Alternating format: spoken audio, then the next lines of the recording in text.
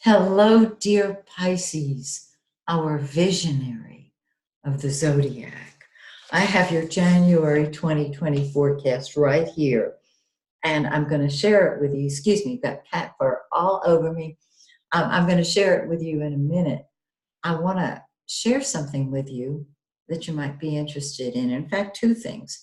Number one, if you are an astrology student, an advanced student, meaning you are able to actually read a birth chart, you might be interested in learning more about forecasting that birth chart, in which case you might be interested in taking my forecasting webinar series. If you are, just go to my website, MaxineTaylor.com. All the information is there. We'll be starting on January 7th. I invite you to be part of this beautiful group. Then, if you have not yet ordered your New Year's special from me, which I'm calling Foresight is 2020, you might want to go ahead and get it before I take it down, which I'm going to be doing very shortly. 2020 is going to be a wild ride. The first half of the year, wild. The second half, wild and crazy. So this is a 6-month personal forecast based on your birth data, on your chart. Okay, let's talk about your beautiful forecast. Look at this. Mars, the red planet, is sitting in the 9th house of the higher mind. It's been there for a while. You know it's been there because you've wanted to travel. You've wanted to get out of the country, perhaps. You've wanted to go long. You might have wanted to study higher education courses. You're seeing a much bigger picture than you did before Mars entered your 9th house.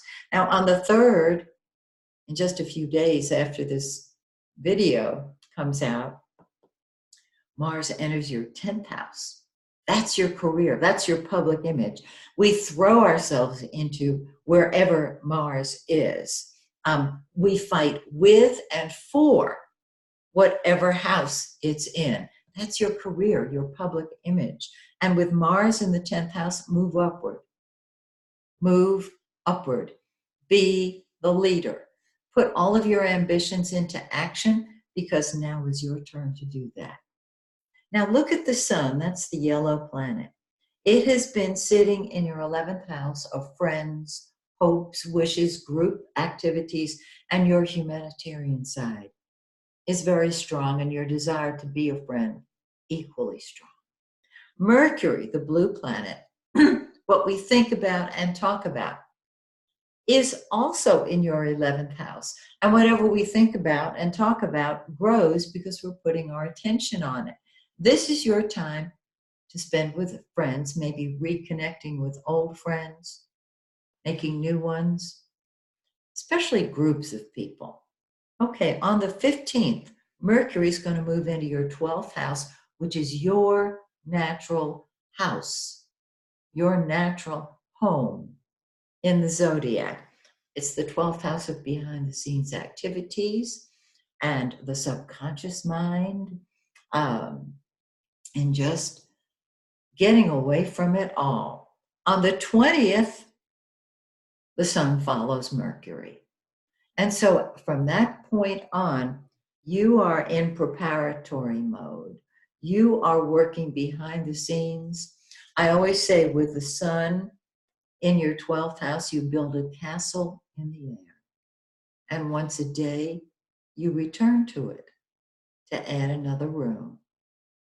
And if someone infringes or tries to infringe on your solitude, you pull up the drawbridge, fill up the moat, and they cannot get to you. This is a beautiful preparatory time for you. Wait till next month. Now, Venus, what we love, that's the pink planet. In the 12th house, you love your solitude. You love your privacy. And you hear a distant melody. You always do anyway.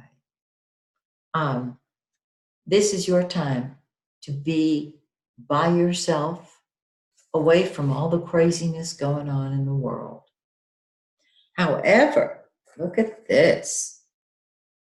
On the 13th, Venus moves into your first house, which is your physical body and your whole approach to life. It's you, it's the most personal point in the chart. And so love moves out of your imagination and you express it through maybe a new wardrobe, a new hairdo perhaps, but most importantly, this is the time that you fall in love with yourself. And when you love you, the whole world loves you because that's what you share. It's absolutely beautiful. And this will be on the 13th. You may feel it on the 11th and 12th as it approaches the ascendant in your solar chart. Now, on the 10th, we have an eclipse. It's also a full moon, which means things come to a head.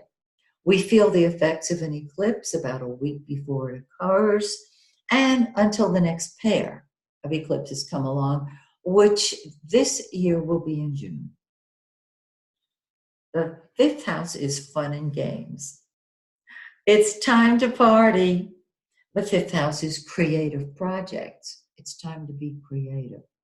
And the 5th house is children.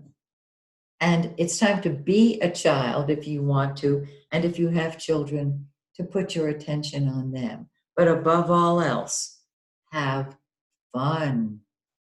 5th house of fun and games comes to a head. It'll be strongest in the springtime. And then on the 24th, we have a new moon. Now, the new moon is when energy starts growing again, because 2 days or so before the new moon, energy is just flatlining. The world is not moving forward. On the new moon, the 24th, things start moving forward again. And in your case, it's on a subconscious level. It's behind the scenes. And it allows you to create new projects, new ideas, away from prying eyes. Don't you love your forecast? I think it's terrific. So, that's your forecast for January. Have a wonderful new year. And join me next month when, once again, we take a look at your solar forecast. Until then, may the stars shine brightly on you and yours.